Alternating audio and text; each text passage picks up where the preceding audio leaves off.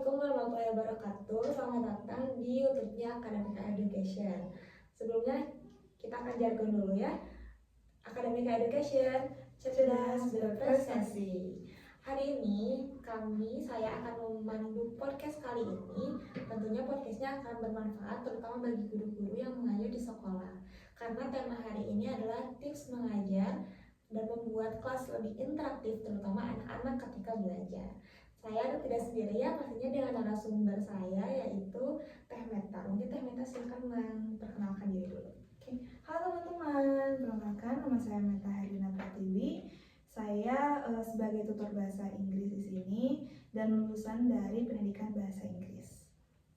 Oke, sebelumnya Teh Meta apa kabar? Baik? Alhamdulillah baik. Oke, untuk backgroundnya sendiri Teh Meta adalah guru di SD, jadi pastinya sudah bisa menghandle anak-anak mungkin ya Teh. Alhamdulillah ya. Oke, mungkin kita akan langsung mulai ke pertanyaannya saja ya. Menurut Teteh, kenapa pembelajaran di kelas menjadi interaktif itu sangat penting? Oke. First, jadi sebenarnya kelas interaktif itu sangat perlu sekali di kelas karena ketika anak interaktif itu kan berarti aktif ya. Ketika anak bisa aktif di kelas, otomatis materi yang diajarkan oleh guru itu pasti masuk. Beda ketika kelasnya begitu pasif, jadi yang ngobrolnya hanya guru, yang mengajarkannya hanya guru, tanpa ada ikut campur atau keaktifan dari anak-anak. Berarti kalau misalkan anak-anak semakin aktif bertanya, semakin aktif menjawab, itu tandanya materi yang kita sampaikan itu masuk. Beda dengan anak-anak yang kalian mengerti tidak? Diam. Kalian ada yang tidak mengerti apa pertanyaannya dan lain sebagainya. Oh, berarti itu tandanya materi yang kita ajarkan tidak masuk ke anak-anak gitu. Jadi sangat penting sekali ya. Sangat penting sekali. Oke, mungkin selanjutnya, apakah Teteh ketika mengajar itu sering ada tantangannya nggak? Karena mungkin sifat anak beda-beda lah dan segala macamnya gitu untuk membuat kelas lebih interaktif lagi. Good, of course. Pertama, memang di satu kelas itu banyak sekali kriteria anak. Kita nggak bisa belajar hanya dengan monoton. Oh, sekarang dengan teknik metode ceramah. Oh, besok tanya jawab. Oh, besok tentang pokoknya dengan games dan lain sebagainya. Kita nggak bisa monoton gitu. Makanya memang di setiap pertemuan itu harus berbeda gitu. Misalkan hari ini kita pemaparan materi. Kadang misalkan hari ini niatnya hanya metodenya hanya metode ceramah.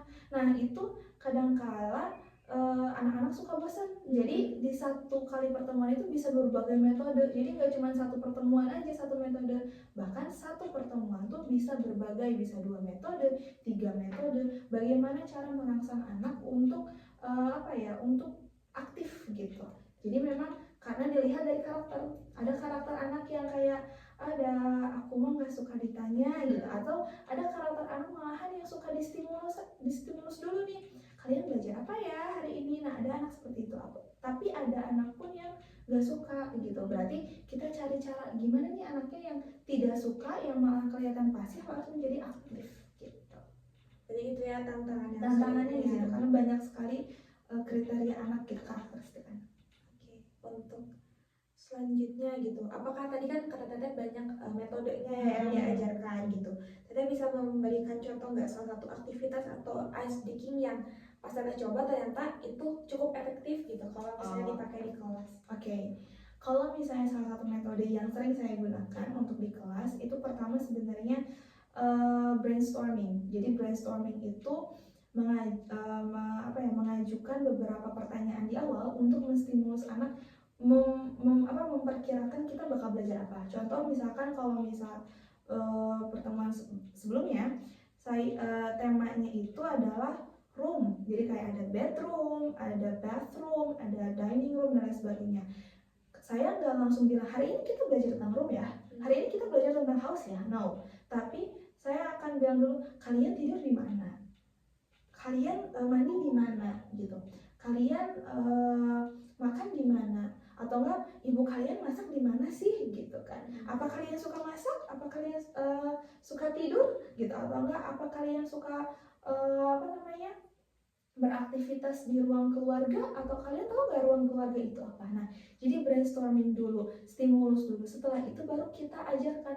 Ada yang tahu nggak bahasa Inggrisnya kamar tidur itu apa? Nah, karena kan beberapa anak sebenarnya untuk sekarang ya, untuk anak-anak sekarang mereka itu sebenarnya lebih aware sama hal-hal seperti itu, especially-nya untuk bahasa Inggris. Jadi sebenarnya mereka udah tahu, cuman mereka nggak tahu ini posnya kemana gitu. Jadi saat oh aku tahu bahasa Inggrisnya kamar tidur itu bedroom, nah itu kan jadi sebenarnya kita nggak usah banyak effort untuk menjelaskan dari awal sampai akhir, cukup menstimulus anak untuk oh temannya udah menjawab betul sekali namanya bedroom. Secara tidak langsung anak ini mengajarkan ke anak yang lain yang belum tahu. Jadi memang ini yang metode ini yang sering kali saya lakukan di kelas, dan memang efektivitasnya semakin cepat karena misalkan dari satu bab ini bisa harusnya 3 atau 4 pertemuan, dengan brainstorming dengan keaktifan anak di kelas ini bisa selesai 2 pertemuan gitu. Jadi kan lebih padat ya, lebih padat. Jadi dari 2 pertemuan itu padat, mereka udah ngerti materinya tentang apa, jadi mereka bisa lanjut ke materi selanjutnya, nanti kita bisa evaluasinya lebih padat lagi juga gitu. Betul sih ya. Jadi jangan langsung ke materinya apa, Jangan langsung ke materinya apa. Oke, mungkin tadi kalau misalnya itu activity-nya ya, kalau ice breaking sendiri teteh punya contoh yang sering dipakai gitu kayak ice breaking. Oke, kalau ice breakingnya kan kadang-kadang anak-anak udah di pertengahan. Sebenarnya kan anak-anak apalagi SD ya, anak-anak SD itu mereka punya intensitas intensitas fokusnya itu hanya di 30 menit awal. Mau itu anak kelas 6, mau anak kelas 5, itu intensitasnya hanya 30 sampai 40 menit. Sedangkan biasanya belajar itu kan bisa sampai 1 jam atau 1,5 jam ya. Jadi gimana cara menanggulanginya? Biasanya saya udah di 30 menit atau 40 menit biasanya kita kasih break time. Break time itu bukannya harus ice breaking, harus dance dan lain-lain, enggak. Kita kasih 5 menit, kita istirahat dulu ya, kita ngobrol, gimana sekolahnya, ada apa nih di sekolah gitu. Atau enggak kalau misalkan saya lagi di kelas gitu ya, biasanya 30 menit 30 menit biar reduce dulu, mereka istirahat dulu. Saya biasanya nanya di rumah, kalian pernah nggak sih kalian ngapain di rumah gitu, pernah nggak ngebantu ibu di rumah gitu, atau kayak gitu. Jadi ngobrol aja, interaktif aja, itu biasanya bikin anak-anak relax. Kalau misalnya di bimbel, di tutor, itu biasanya saya ngobrol ke anak-anak, di sekolah ada acara apa, tahu nggak sih. Kita juga sebagai tutor atau sebagai guru juga harus up to date ya, karena kita juga harus mengikuti zaman mereka gitu. Oh ada games yang baru ini, tahu nggak sih games ini?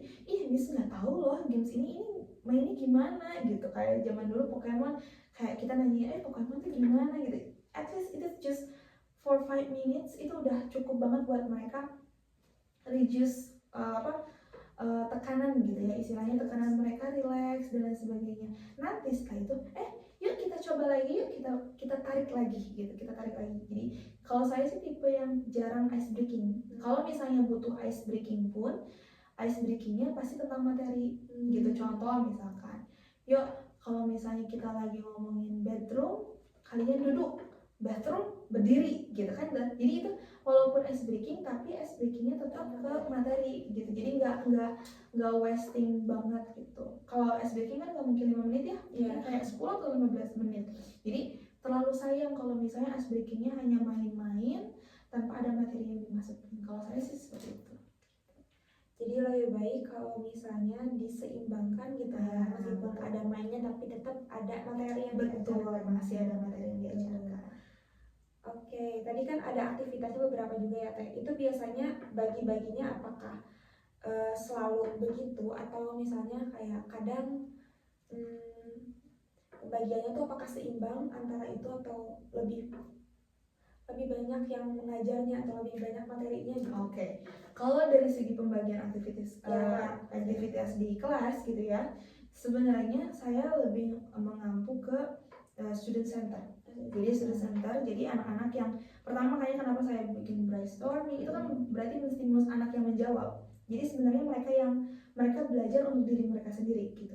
Jadi kalau saya kalau saya di kelas gitu ya, saya hanya mengkoreksi, memberitahu mana yang betul, bagaimana cara membacanya gitu. Itu jadi overall itu anak sendiri. Coba kalian ada yang mau ditanya nggak? Apa yang kalian lihat di gambar? Coba lihat bukunya. Apa yang kalian lihat di gambar? oh ini kayaknya sakit mata. Kira-kira sakit mata apa bahasa Inggrisnya? Karena kalau di buku bahasa Inggris nggak ada bahasa Indonesianya ya. Karena kita lihatnya acuannya dari gambar. Sore eyes, bukan sore eyes, bacanya sore eyes. Jadi betul-betul memang anak sendiri yang yang mereka harus menggali penasaran mereka. Kita hanya menjawab, kita hanya fasilitator. Makanya kenapa saya lebih menganut ke student center gitu. Jadi memang anak yang belajar pertama, anak yang bertanya, anak yang mengevaluasi. Kira-kira kalau misalnya kata ini sore eyes itu SOR bukan gitu, ada E-nya gitu kan.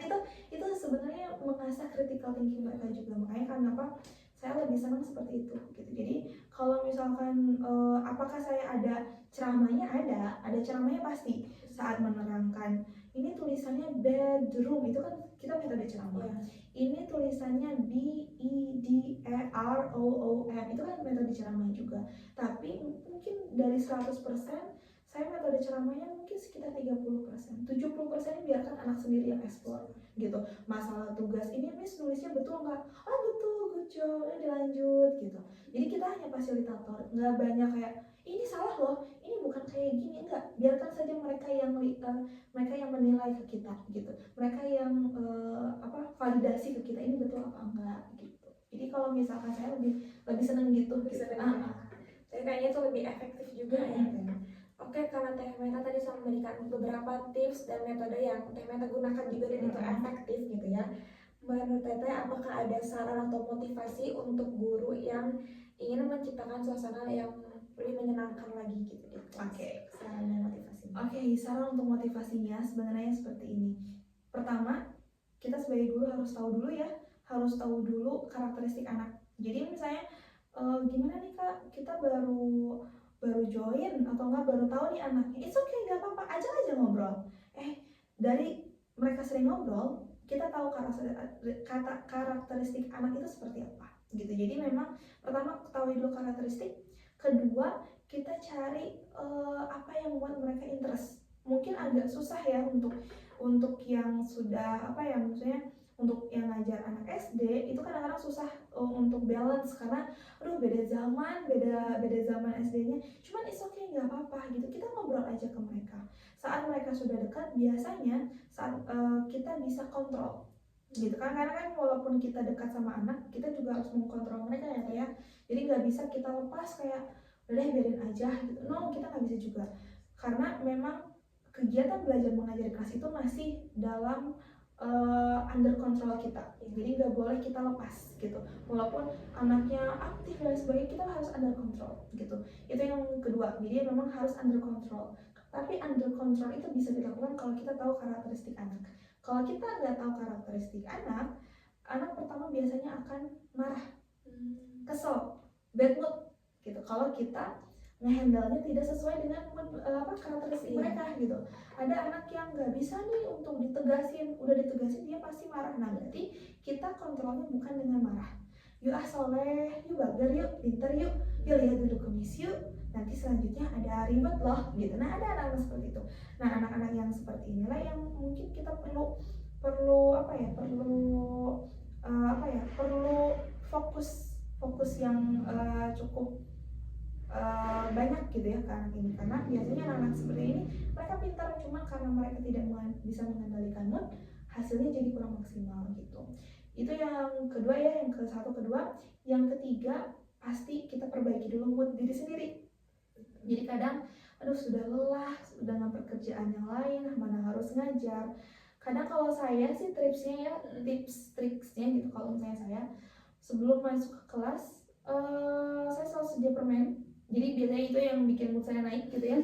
Sedia permen, makan dulu permen. Kalau enggak, misalkan nggak ada permen, minum dulu. Kalau misalnya nggak ada juga lagi puasa nih ya, kebetulan keluar dulu, hirup udara segar, jernihkan dulu pikiran. Karena kalau misalnya gurunya dalam keadaan tidak baik-baik saja, itu terlihat ke anak-anaknya.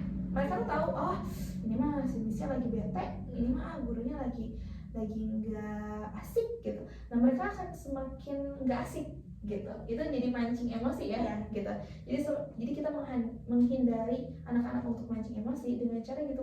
Oh iya bager, soleh, sok astagfirullahaladzim, istighfar, it's okay, gak apa-apa gitu, istighfar aja. Karena memang itu perlu gitu ya. Karena bagi saya pun tidak menutup kemungkinan ada masanya kesel, ini anak-anak nggak bisa nih gitu. Saya keluar aja dulu kelas, melihat dulu jalan, tarik nafas dulu. Anak-anak jangan dulu sampai keluar. Miss mau keluar dulu sebentar, kalian jangan keluar dulu ya gitu. Kalau 5 menit cukup, masuk lagi. Yuk gimana, udah selesai belum? Apa yang ini?